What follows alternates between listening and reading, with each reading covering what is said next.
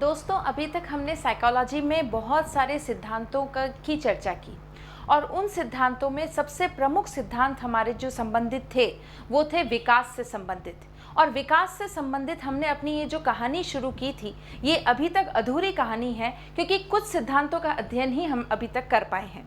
लेकिन हमने जितनी भी चर्चा की है, मैं ये आशा करती हूँ कि ये सारी चीज़ें आपको बहुत बेहतरीन तरीके से समझ में आ रही हैं, क्योंकि क्वेश्चंस दोस्तों हम कितने भी सॉल्व कर लें, चाहे हम 1,00,000 क्वेश्चन सॉल्व कर लें, लेकिन जब तक नींव मजबूत नहीं होगी, that is called the theory part, the fundamental part of all the lectures and studies and for exams whatever we are preparing for। तो इन एग्जाम्स के लिए ये बहुत ज़्यादा ज़रूरी हो जाता है कि थ्योरी पार्ट बहुत अच्छे से समझ लिया जाए।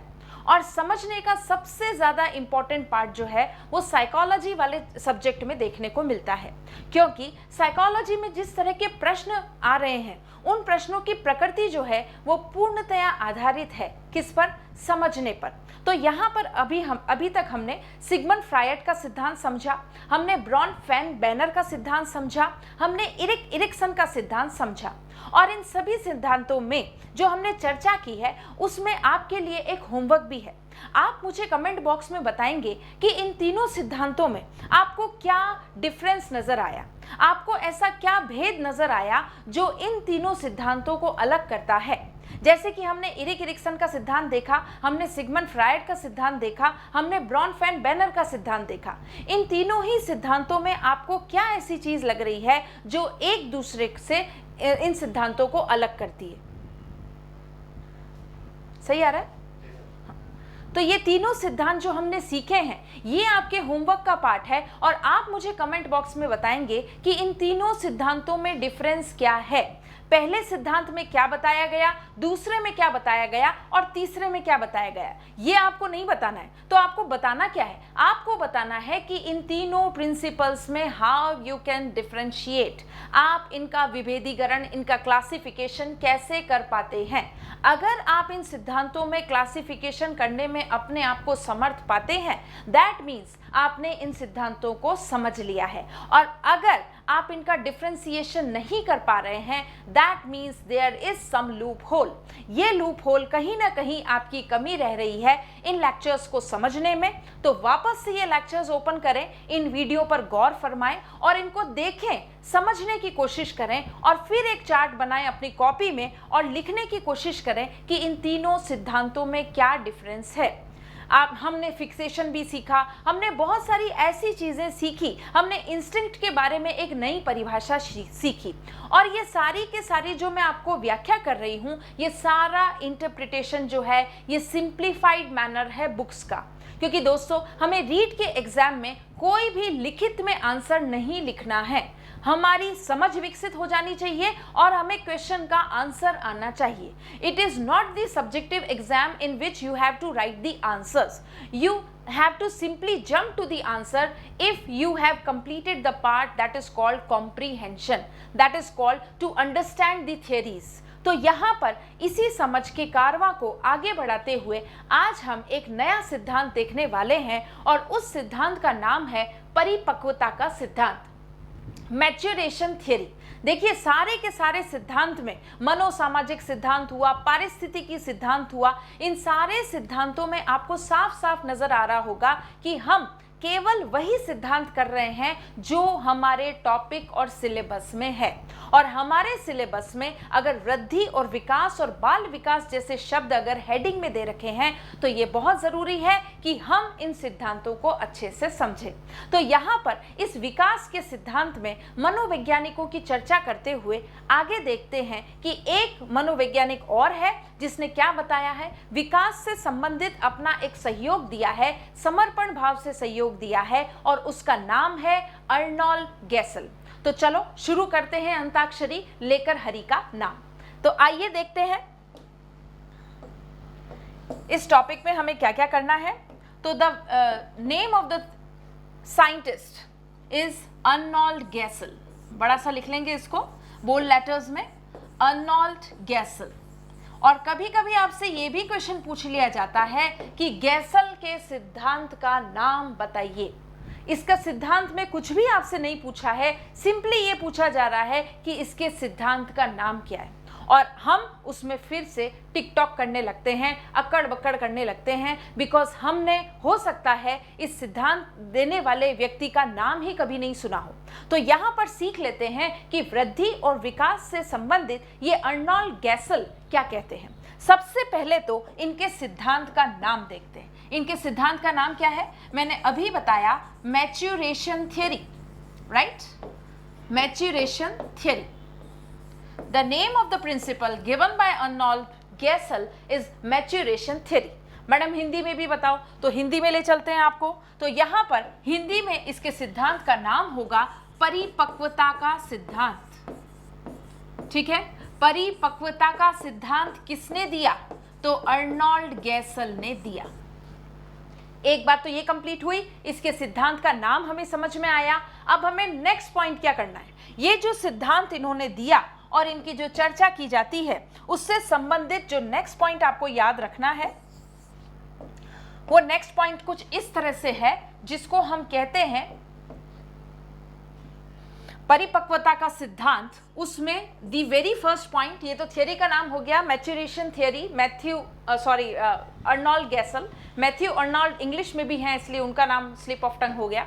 तो यहाँ पर ये जो अर्नोल्ड गैसल हैं, इनका जो मैच्योरेशन थियरी है, ये थियरी इन्होंने कब दी, इनके मन में ये विचार कब आया? ठीक है, जैसे ये भी शाहिद कपूर जैसे कभी गाना गा रहे थे, सोचता हूं कि वो कैसे क्या हो गए। तो इसी विकास के सिद्धांत में इनके मन में भी विचार आया। ठीक है, कभी कभी जब तन्हाई में बैठता हूं तो ख्याल आता है। तो अर्नोल्ड गैसल के मन में क्या ख्याल आया, कब आया? 1925 में आया। ये ईयर से आप कुछ समझ रहे हैं क्या? 1925 हमारे एसएसटी के दृष्टिकोण से भी बहुत इंपॉर्टेंट है। नींबू चूड़ा हत्याकांड, नींबू और चना जिसको हम याद रखते हैं, और नींबू और चना के मैं बहुत बुरी तरह से लवर हूं। I am the big fan, I am fond of eating नींबू चना एंड आलू। ठीक है, तो व्हाट इज दैट नींबू चना एंड आलू? I am a big lover of that, and that is Alwar. Alwar में नींबू चूड़ा हत्याकांड हुआ था। कब हुआ था? 1925 में हुआ था। तो यहाँ पर अर्नोल्ड गैसल का सिद्धांत का ईयर अगर आपको नहीं याद रहता है, तो हम इसको एसोसिएट कर लेंगे साहचर्य के नियम से। साहचर्य का नियम आप जानते हैं ना, एसोसिएशन का नियम। जब भी एक सब्जेक्ट पढ़ाया जाता है, उसमें जब पूर्व ज्ञान की मदद से कुछ नया ज्ञान सीखा जाता है, दैट इज कॉल्ड साहचर्य का नियम। और इसमें विभिन्न विषयों को भी सम्मिलित किया जाता है ताकि नई चीजों को आसानी से याद रखा जा सके। ज्ञात से अज्ञात की ओर का सिद्धांत भी हमने पढ़ रखा है टीचिंग मैगजिम्स में। तो यहाँ पर मैं इस ईयर को याद करवाने के लिए ये युक्ति प्रयोग में ले रही हूँ, जिसका नाम है नींबू चूड़ा हत्याकांड, जो कि 1925 में हुआ है, अलवर में हुआ है। तो गैसल का सिद्धांत भी कब हुआ था? 1925 में दिया गया था। एक बात कंप्लीट हुई। अब सेकंड बात आपको क्या याद रखनी है कि ये भाई साहब जो थे, ये कैसे थे? इन्होंने हैट्रिक लगाई थी। कौन सी हैट्रिक? ये शिक्षा शास्त्री थे। ठीक है, ये शिक्षा शास्त्री थे। शिक्षा शास्त्री को मैं कुछ इस तरह से लिखूंगी। अर्नोल्ड गैसल कौन थे? शिक्षा शास्त्री। ये एक शिक्षा शास्त्री थे, ये एक मनोवैज्ञानिक थे। शिक्षा शास्त्री, मनोवैज्ञानिक एवं डॉक्टर, राइट? तो हैट्रिक लगा दी इन्होंने। शिक्षा शास्त्री भी है, मनोवैज्ञानिक भी है और डॉक्टर भी है। तो आपको क्या नहीं समझ में आता, क्या नहीं लगता, ऐसा महसूस नहीं होता कि ये कुछ ना कुछ बॉम्ब फोड़ने वाले? क्योंकि ये तीन एरियाज में सिद्धहस्त हैं, पारंगत हैं, एक्सीलेंसी हासिल है इनको। ये मनोवैज्ञानिक भी हैं, ये डॉक्टर भी हैं और ये शिक्षा शास्त्री भी हैं। तो क्या पता यही क्वेश्चन पूछ लिया जाए कि अर्नोल्ड गैसल जो है, जैसे पूछा गया था एक बार कि राजा राम मोहन रॉय कितनी भाषाओं के ज्ञाता थे, पूछ लिया क्वेश्चन। अब आरपीएससी को मना थोड़ी कर सकते हैं कि नहीं नहीं ये कितने लैंग्वेजेस के ज्ञाता थे, वो तो उनकी मम्मी जानती है, हमें क्या पता। तो यहाँ पर ऐसा नहीं है, यहाँ पर इन शब्दों को भी हमें देखना चाहिए, इन फैक्ट्स को भी गौर फरमाना चाहिए, बिकॉज हमारे एग्जाम की प्रवृत्ति कैसी है, इसकी प्रकृति है objective, and anything can be asked in the form of fact और कॉन्सेप्ट इन ऑब्जेक्टिव एग्जाम्स। तो यहाँ पर ये तीनों क्षेत्र में पारंगत हैं, दैट इज शिक्षा शास्त्री, मनोवैज्ञानिक और डॉक्टर। अब ये कुछ न कुछ ऐसा बॉम्ब फोड़ेंगे, ऐसा सिद्धांत बताएंगे परिपक्वता के सिद्धांत में, जिसमें ऑब्वियसली क्या जुड़ा होगा, थोड़ी सी साइंस होगी, डॉक्टर की साइंस, और उसी साइंस का तड़का लगेगा मनोविज्ञान के माध्यम से, थोड़ी सी साइंस, थोड़ा सा मनोविज्ञान, और उस पे किस पे अप्लाई करेंगे हम, उसको लागू किस पे करेंगे, उसका एप्लीकेशन पॉइंट क्या होगा, दैट विल बी शिक्षा शास्त्री। एजुकेशन के फील्ड में इनका सिद्धांत लागू होता है, तभी तो हम इन्हें पढ़ रहे हैं, वरना क्यों पढ़ते। तो यहाँ पर ये एजुकेशन सिस्टम में इनके सिद्धांत को क्यों एग्जीक्यूट किया जाता है, क्यों कार्यान्वित किया जाता है, कुछ ना कुछ तो इन्होंने अच्छा दिया होगा, तभी इनके सिद्धांत को इतना याद किया जाता है। देखिए, हमारे किसी भी व्यक्ति से जिससे हम स्नेह रखते हैं, उसकी कोई गलत बात हमें दिखाई नहीं देती, लेकिन जिससे हम बहुत ज़्यादा नफरत करते हैं, उसकी कोई अच्छाई हमें दिखाई नहीं देती। तो इस तरह का जो मनुष्य का स्वभाव है वो बहुत ही ज़्यादा स्वाभाविक है। तो यहाँ पर भी यही चीज़ है कि ये जो डॉक्टर हैं, इनका कुछ ना कुछ जो एप्लीकेशन जो अप्लाई कर रहे हैं ये सिद्धांत शिक्षा में, उसमें कुछ इम्पोर्टेंस जो मूल आधार होगा इनके सिद्धांत का, वो साइंस पे बेस्ड होगा। देखिए, ये सब मैं आपको क्यों बता रही हूँ, in order to make you learn. इससे आपको सारी बातें इस वक्तव्य से, इस लेक्चर से, इस वीडियो लेक्चर से समझ में आने लगेंगी। तो ये हैट्रिक इन्होंने दी, इन्होंने अपना सिद्धांत दिया परिपक्वता का, और ये कब दिया सिद्धांत, तो 1925 में दिया, आलू नींबू चना का लवर, राइट। यहां तक आपको बात समझ में आई। अब नेक्स्ट पॉइंट पर आगे बढ़। अब इन्होंने क्या बताया, इन्होंने बताया कि विकास तो होता है भाई, ठीक है, विकास होता है, परिपक्वता आती है, मैच्योरेशन थियरी दी। अब इस विकास में इन्होंने क्या बताया, इस विकास में इन्होंने मुख्यतः आपका ध्यान आकर्षित किया है, इनका जो सिद्धांत है वो मूलतः किस पर आधारित है, ये शारीरिक विकास की बात करते हैं। देखिए, मैं पूरा सेंटेंस भी नहीं लिख रही हूं, क्योंकि हमें पॉइंट्स में चीजें, ये सिद्धांत याद करने हैं, कहीं पे भी किसी भी जगह आंसर्स नहीं लिखने। So we don't have to cram all those sentences, unnecessary sentences, simply you have to remember the crux of the theory, ठीक है। तो यहाँ पर इस थ्योरी के जो मूल बिंदु में लाई हूँ, मुख्य बिंदु, वो आपको याद रखने हैं। तो विकास की जब ये बात कर रहे हैं, तो कौन सी विकास की बात करी इन्होंने मुख्यतया शारीरिक विकास की बात करी। The prominent sphere of his theory was physical development, ठीक है, ये पॉइंट आपको याद हो गया। 1925 में करी, फिर ये 3 हैट्रिक के ज्ञाता थे, और उसके बाद में शारीरिक विकास की बात ये सबसे ज्यादा करते हैं।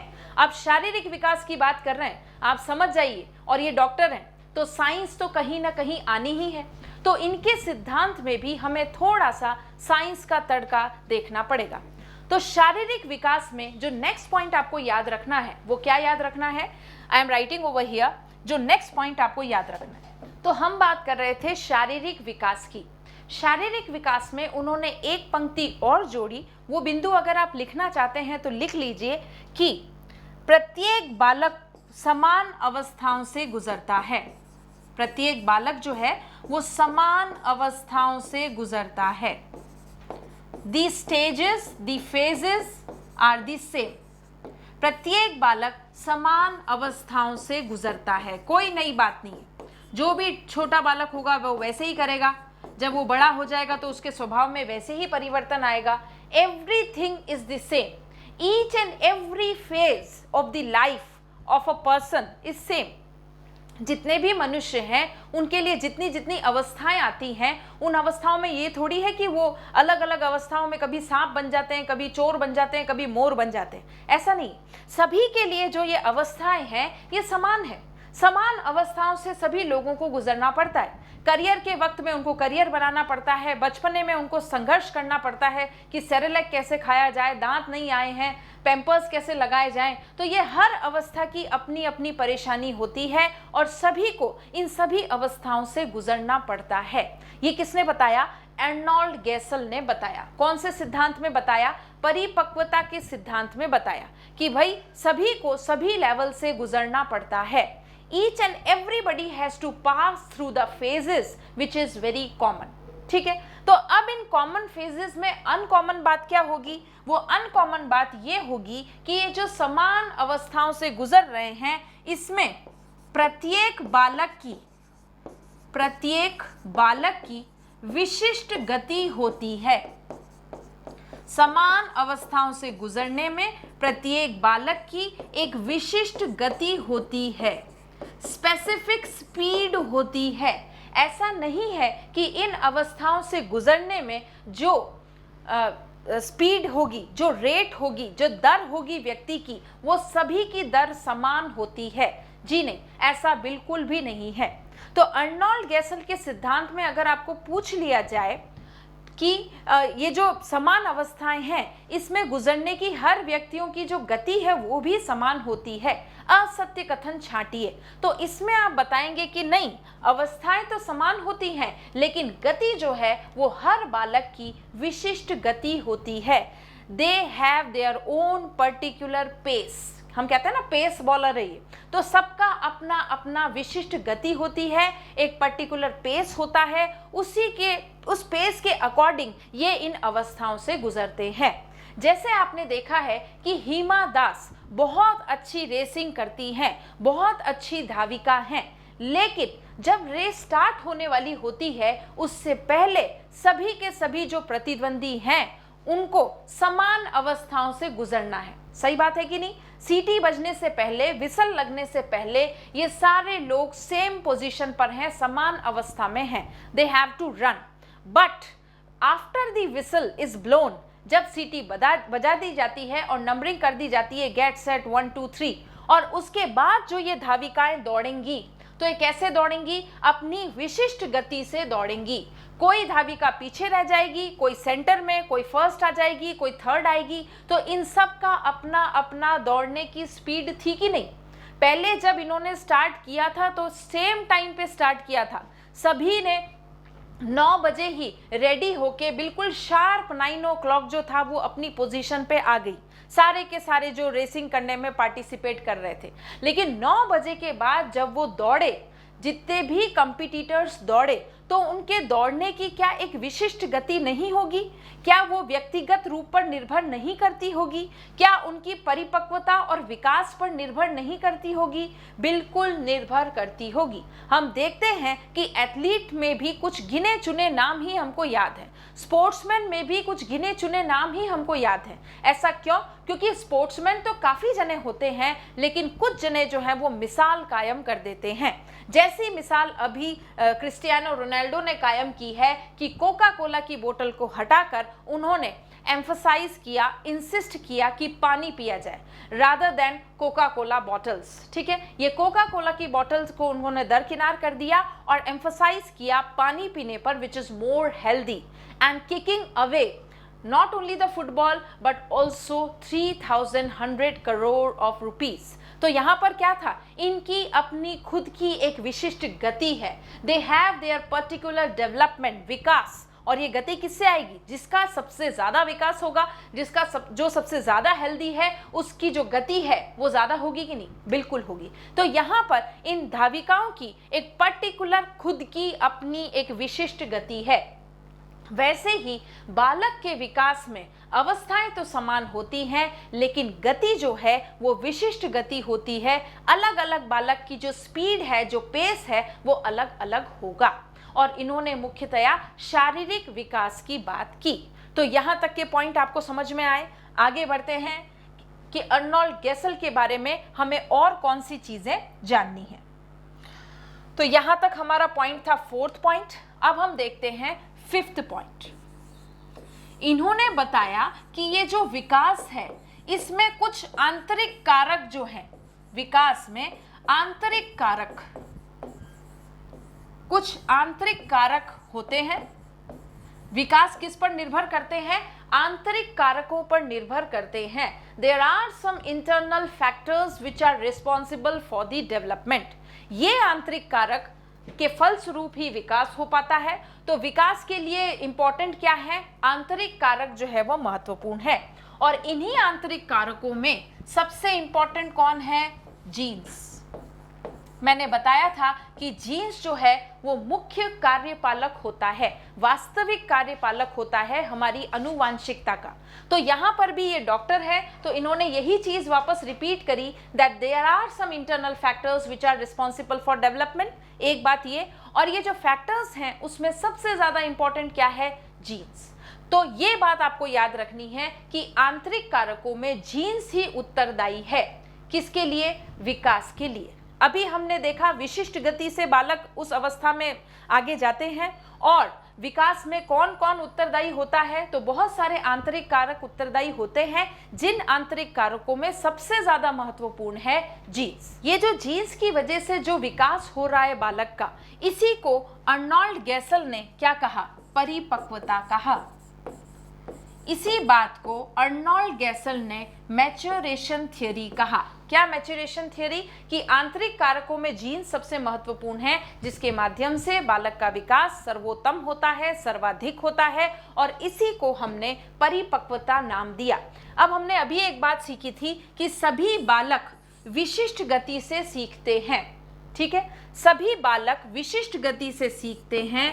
तो यहाँ पर बालक की गति, विकास की गति कह सकते हो आप, बालक के विकास की गति जो विशिष्ट गति होती है, जो उनको अवस्थाओं से जो गुजर रहे होते हैं, उन अवस्थाओं से गुजरने में पर्टिकुलर बालक का पर्टिकुलर विशिष्ट गति होती है। इसके लिए हमने एग्जाम्पल भी देखा। तो इस विकास की गति में क्या और इस पे डिपेंड करता है, क्या कारक ऐसा है जिस पे ये विकास की गति जो है, विकास की गति, हाँ, बालक के विकास की गति किस पर निर्भर कर रही है? तो यहाँ पर जीन्स तो इम्पॉर्टेंट है ही, लेकिन इसके साथ साथ जैसे जैसे जीन्स सक्रिय होते हैं, जैसे जैसे बालक की गति आप विकसित करना चाहते हो, उसके लिए क्या रिस्पॉन्सिबल है? बालक के विकास की गति तंत्रिका तंत्र की वृद्धि पर निर्भर करती है।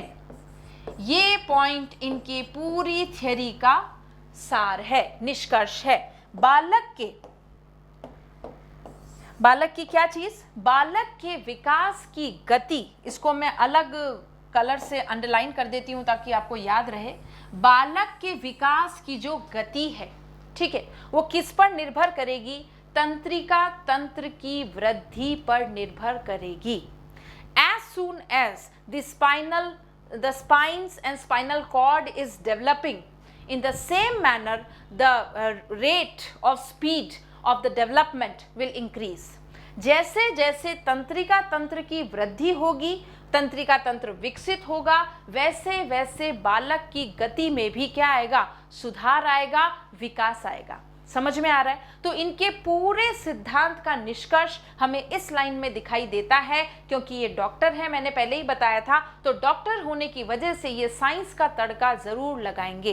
तो तंत्रिका तंत्र विकसित होगा, तभी बालक का विकास, तभी बालक की मैच्योरिटी डेवलप होगी, विकसित होगी। तो आइए साइंस में इस पॉइंट को देखते हैं कि ये क्या कहना चाह रहे हैं। देखिए, हमारे स्कूल में हमेशा पीटी और गेम्स पीरियड जरूर होता है ना?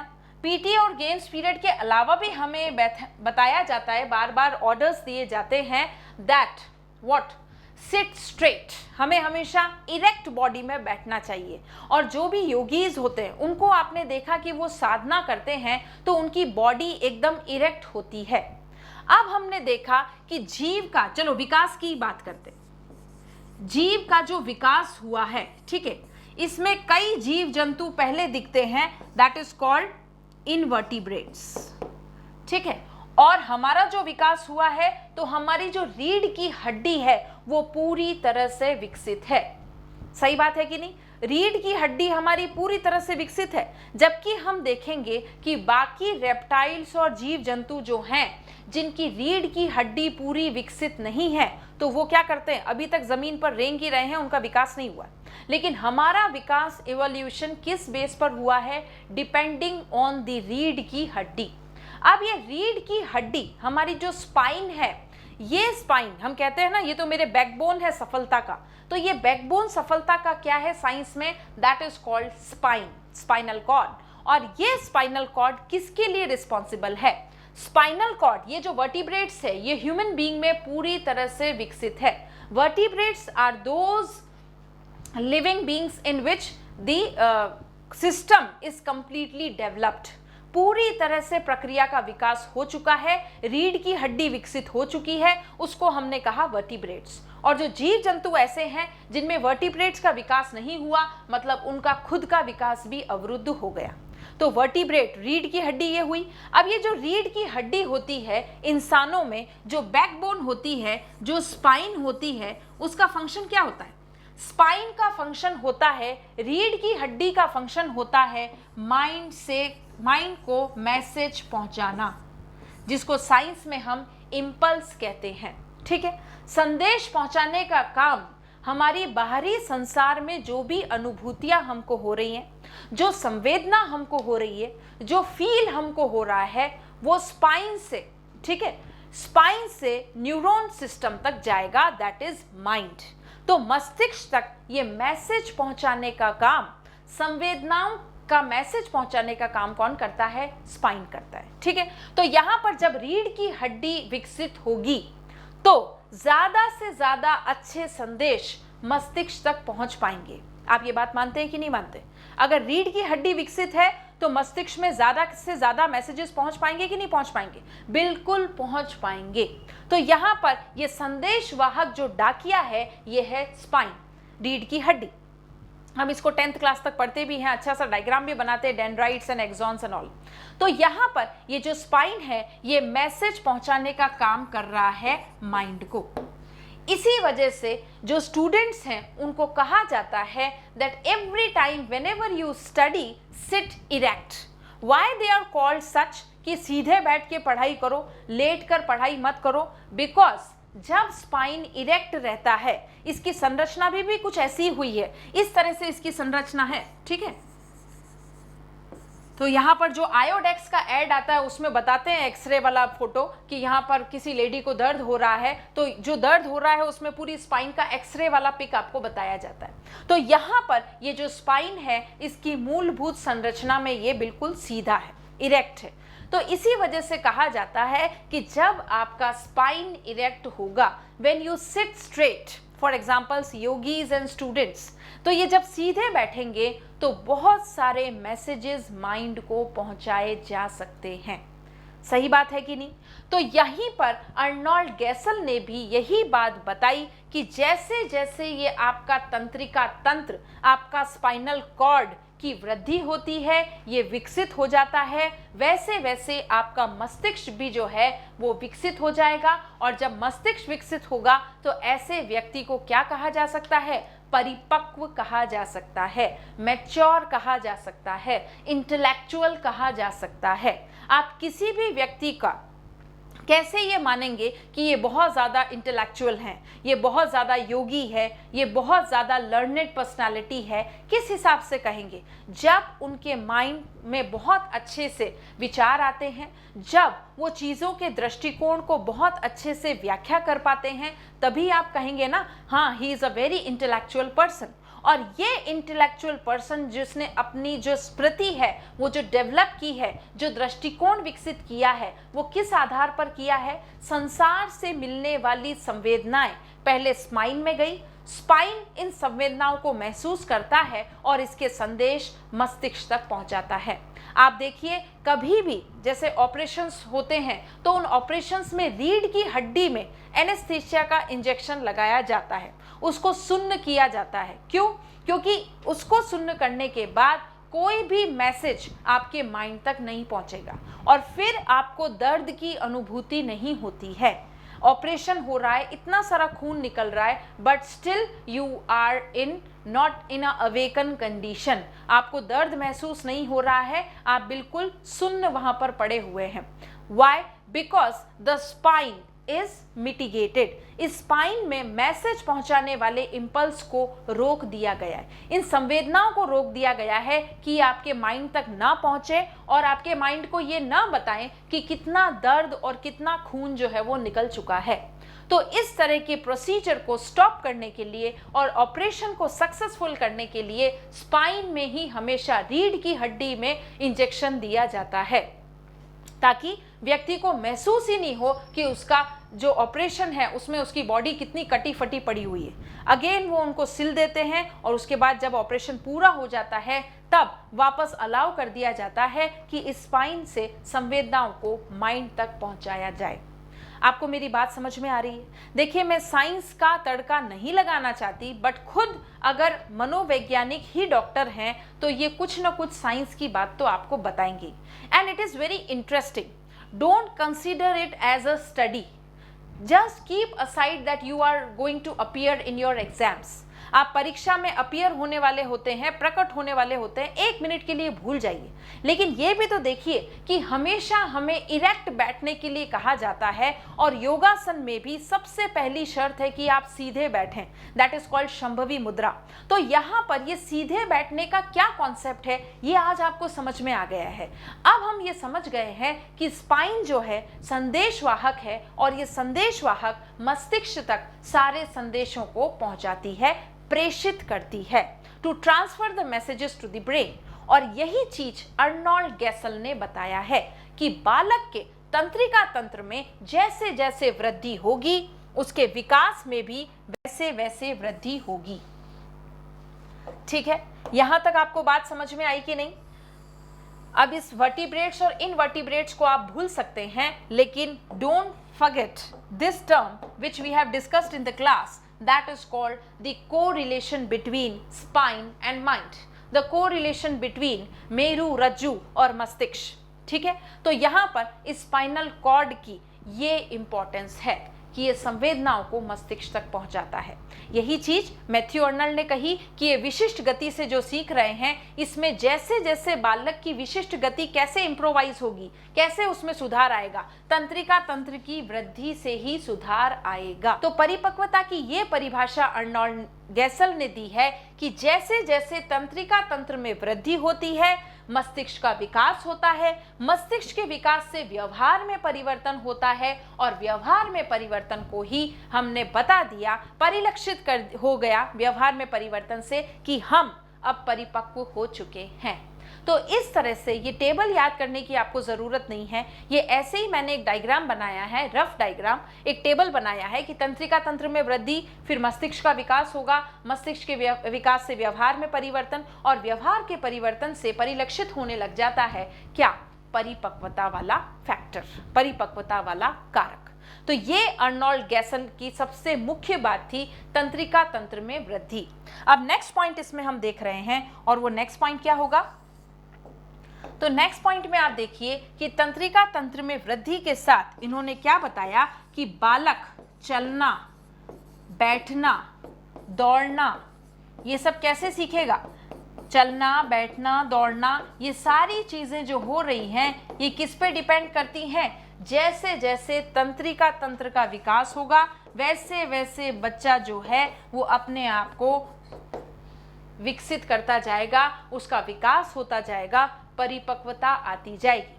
तंत्रिका तंत्र में अगर वृद्धि नहीं हो रही है, वो विकसित नहीं हो रहा है, तो बालक की जो विशिष्ट गति है उसमें क्या प्रभाव पड़ेगा आप बताइए? क्या वो स्लो नहीं हो जाएगी? वो स्लो हो जाएगी और समान अवस्थाओं से जो सभी बच्चे जिस अवस्था से गुजर रहे हैं वो भी गुजरेगा, लेकिन उसकी गति कैसी होगी? धीमी। उसकी गति कैसी होगी? धीरे धीरे। तो हनी सिंह ने कहा है कि धीरे धीरे जिंदगी में आना, तो ऐसे ही धीरे धीरे हमें भी ये कॉन्सेप्ट समझ में आएंगे। तो यहाँ पर पूरा का पूरा जो क्रक्स है वो यही है कि बालक चलना, बैठना, दौड़ना, उठना, सहारे से बैठना, खड़े होना, सिर को अपने बैलेंस करना, ये सारी चीजें किस पर निर्भर करती हैं? उसके तंत्रिका तंत्र के विकास पर। और इसी को समग्र रूप से कह दिया जाता है परिपक्वता का सिद्धांत। बात समझ में आई? तो इसी को जब परिपक्वता कहा है तो नेक्स्ट पॉइंट ये गैसल भाई साहब का क्या होगा? अब नेक्स्ट पॉइंट होगा गैसल भाई साहब का कि जैसे ये तंत्रिका तंत्र में वृद्धि होती है,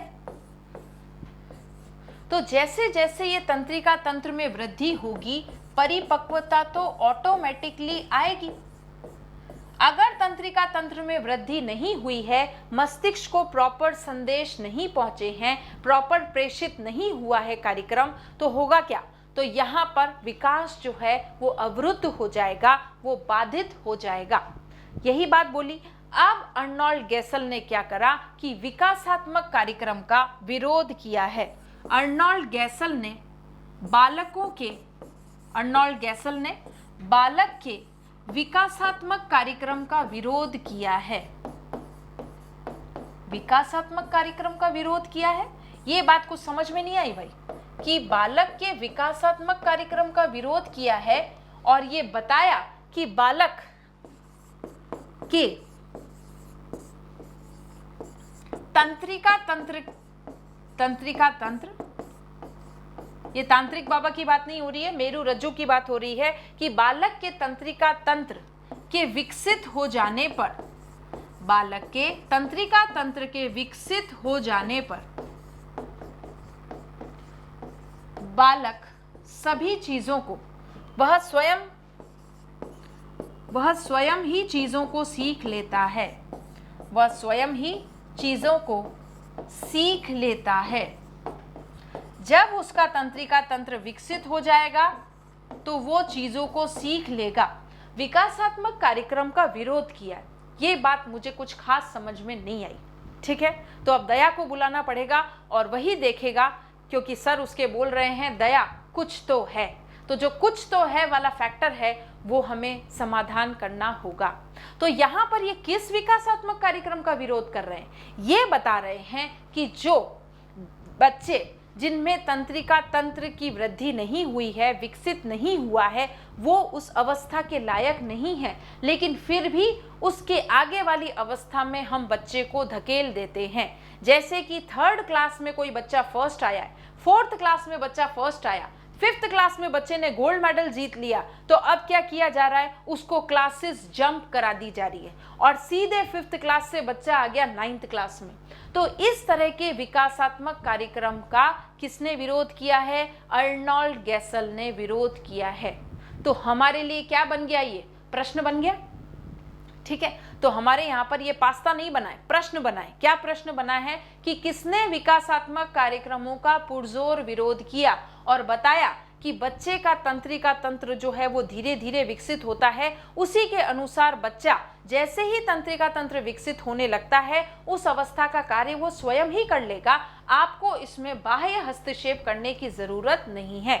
ये चीज किसने बताई? तो अर्नोल्ड गैसल ने बताई, अपने सिद्धांत परिपक्वता के सिद्धांत में बताई। और ऐसा क्यों? बिल्कुल सही बात है ना कि उसका तंत्रिका तंत्र जो है वो विकसित ही नहीं हुआ है, वो परिपक्व ही नहीं हुआ है, और आपने सीधे उसको 5th से 9th क्लास में डाल दिया। तो क्या ये पॉसिबल है कि वो चीजों को एब्जॉर्ब कर पाएगा, वो चीजों को आत्मसात कर पाएगा?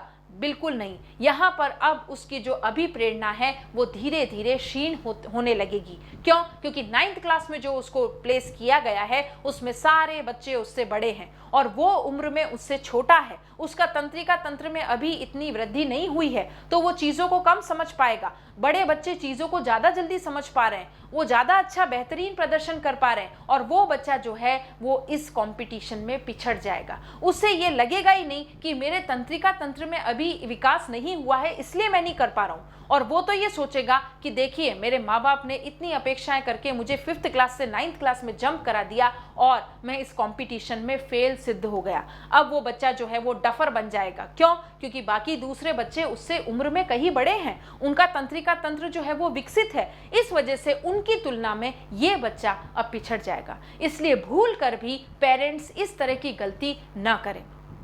ठीक है। आपको ध्यान रखना चाहिए कि बच्चे का तंत्रिका तंत्र जो है उसकी वृद्धि का भी एक समय होता है, एक पीरियड होता है, और उस समय में उस पर्टिकुलर अवस्था से ही आप उसको बहुत अच्छा परफॉर्मेंस प्रदर्शन करा सकते हैं। अगर आप चाहते हैं कि उस अवस्था से आगे वाली अवस्था में ही बच्चा आपके जो है वो अच्छा प्रदर्शन करने लग जाए, थर्ड क्लास में तो गोल्ड मेडल लाया था, अब 9th क्लास में गोल्ड मेडल क्यों नहीं ला रहा है, तो ये बच्चे की बेवकूफ़ी नहीं है, ये पेरेंट्स की बेवकूफ़ी है, ये उन स्कूल वालों की बेवकूफ़ी है कि वो कैसे बच्चे को इस तरह से एक अपराध बोध उसको करा रहे हैं कि थर्ड क्लास से सीधे जंप करा दिया या एक क्लास भी आपने जंप करा दिए, तो it is a big crime, heinous crime. Why? Because the spine, the मेरु रज्जु has not yet developed for that phase. बात समझ में आई? तो ये प्रैक्टिकली भी हम इसको सीख सकते हैं कि विकासात्मक कार्यक्रम का विरोध किया और उन्होंने बताया कि जैसे जैसे तंत्रिका तंत्र में वृद्धि होगी बच्चा अपने आप स्वयं उन कार्यों को करने लगेगा जो जिन कार्यों की अपेक्षा आप चाहते हैं कि वो बच्चा करे। जैसे कि हमने देखा ना, हैविंगहर्स्ट ने कहा था ये प्रत्याशा का सिद्धांत, विकासात्मक कार्य, डेवलपमेंटल टास्क, हर समाज चाहता है कि बच्चा ये चीजें इस अवस्था में करे, वो कर लेगा, डेफिनेटली कर लेगा, लेकिन उस अवस्था तक उसका जो तंत्रिका तंत्र है वो उसकी वृद्धि भी उसी अनुपात में होनी चाहिए। जो थर्ड क्लास में तंत्रिका तंत्र की वृद्धि होती है उसके अकॉर्डिंग आप उससे कार्य करवाएं। ऐसा ना कहें कि यहाँ पर इसको थर्ड क्लास से 7th क्लास में आपने जंप करा दिया, एब्सोल्युटली रॉन्ग। ठीक है, तो किसका विरोध करेंगे? ये ऐसे विकासात्मक कार्यक्रमों का विरोध करेंगे। अब अर्नोल्ड गैसल ने जो एक टर्म दिया है जो आपके लिए जानना बहुत जरूरी है, दैट इज कॉल्ड आत्मनियमन का सिद्धांत, सेल्फ रेगुलेशन। ये लिख लीजिए, सेल्फ रेगुलेशन का टर्म जो है वो किसने दिया? सेल्फ रेगुलेशन का टर्म किसने दिया? सेल्फ रेगुलेशन का टर्म कौन देगा? या फिर जिसको हम कहेंगे आत्मनियमन। सेल्फ रेगुलेशन और आत्मनियमन। आत्मनियमन का सिद्धांत किसने दिया? सेल्फ रेगुलेशन का सिद्धांत किसने दिया? अर्नोल्ड गैसल ने दिया। तो अब ये जो सिद्धांत दिया इसमें आपने लिया क्या? तो देखे तो सही, इस सिद्धांत में है क्या, इस टर्म में है क्या, वो हमें समझना होगा। अब स्वयं के विकास का नियमन, स्वयं के डेवलपमेंट का रेगुलेशन बच्चे स्वयं कर लेते हैं। बात समझ में आई? खुद के विकास को कैसे रेगुलेट करना है, कैसे संचालित करना है, या फिर शुद्ध हिंदी में कैसे विनियमित करना है, तो इसको रेगुलेशन का काम बच्चे स्वयं कर लेते हैं। जैसे बच्चों को कब खाना है, कब सोना है, कब उठना है का काम जो है ये बच्चे स्वयं कर लेते हैं। ठीक है, अपने बच्चे या बालक या शिशु लिखो तो आप ज्यादा बेटर रहेगा।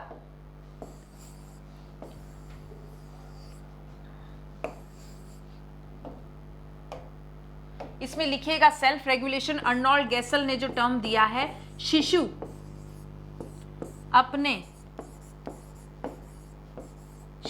अपने खाने पीने एवं नींद का नियमन, खाने पीने और नींद का नियमन स्वयं कर लेते हैं। खाने पीने और नींद का नियमन स्वयं कर लेते हैं, खुद ही कर लेते हैं। उसी को हम कहते हैं आत्मनियमन या सेल्फ रेगुलेशन का नियम।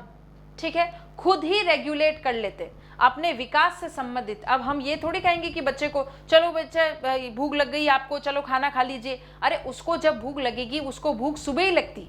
अब आप कुछ भी कोशिश कर लेंगे लेकिन शिशु को भूख जो है वो सुबह के बाद फिर 1 बजे नहीं लगेगी, उसको सुबह ही खाने की भूख लग जाती है, वो खाना खा लेता है और सो जाता है। तो यहाँ पर इसने अपने आप को रेगुलेट, इसने अपने आप को विनियमित खुद ही कर लिया है, स्वयं ही कर लिया है, बाह्य कारकों से ये रेगुलेट नहीं होगा। हम कहते हैं ना कि हमारा क्या विकास है, हमारी क्या वृद्धि है और हमारी क्या सक्सेस के लिए क्या क्या बातें हमें करनी चाहिए, वो हमें खुद ही हम रेगुलेट कर लेंगे, खुद ही हम पता लगा लेंगे, आपके बताने की जरूरत नहीं है। Mind your own business. अब ये बोलने वाले को क्या पता कि सामने वाले का न तो माइंड है और न बिजनेस है।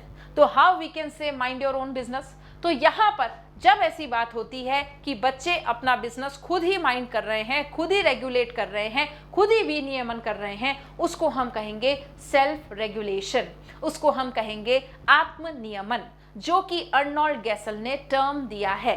एक टर्म है और वो टर्म है self regulation. And how you can define that कि बच्चे अपने खाने पीने सोने का जो नियम है, विकास का जो नियम है, वो स्वयं संचालित कर लेते हैं। तो ये टर्म भी आपको याद रहेगी, अर्नोल्ड गैसल से संबंधित है और अर्नोल्ड गैसल का सिद्धांत जरूर याद रखें, क्योंकि विकास हमारा टॉपिक है, बाल विकास से संबंधित हमें सारा पीएचडी करना है, तो उसमें ये सिद्धांत बहुत महत्वपूर्ण हो जाता है। तो देखिए, यहाँ तक हमने एक चर्चा और कर ली बहुत ही महत्वपूर्ण सिद्धांत से संबंधित, जिनका सिद्धांत है मैच्योरिटी थियरी, परिपक्वता का सिद्धांत। किसके द्वारा दिया गया? अर्नोल्ड गैसल के द्वारा। And I hope you have completely enjoyed the video. Understanding part और कॉम्प्रिहेंशन तो हो गई, but you have enjoyed the video. I am in a full challenge with this कि आपने इस वीडियो में आनंद भी बहुत उठाया है, क्योंकि हमने एग्जाम्पल्स से सीखा what is the importance of our spinal cord, what is the importance of mind and how a child develops from the various phases। तो इन्हीं वीडियोस को एंजॉय करते हुए कमेंट करना ना भूलें। अगर आपने सब्सक्राइब नहीं किया है तो मुझे बोलने की ज़रूरत नहीं होनी चाहिए, अभी तक आपने सब्सक्राइब कर ही लिया होगा, मुझे पूरा भरोसा है आप पर। लेकिन कमेंट बॉक्स में ज़रूर बताएं कि आपको इस वीडियो में सबसे अच्छा एग्जाम्पल कौन सा लगा और आपको इस वीडियो से कितना % याद रह पा रहा है, कितना अच्छा समझ में आ रहा है, उससे संबंधित टिप्पणी भी करना ना भूलें। Thank you all of you.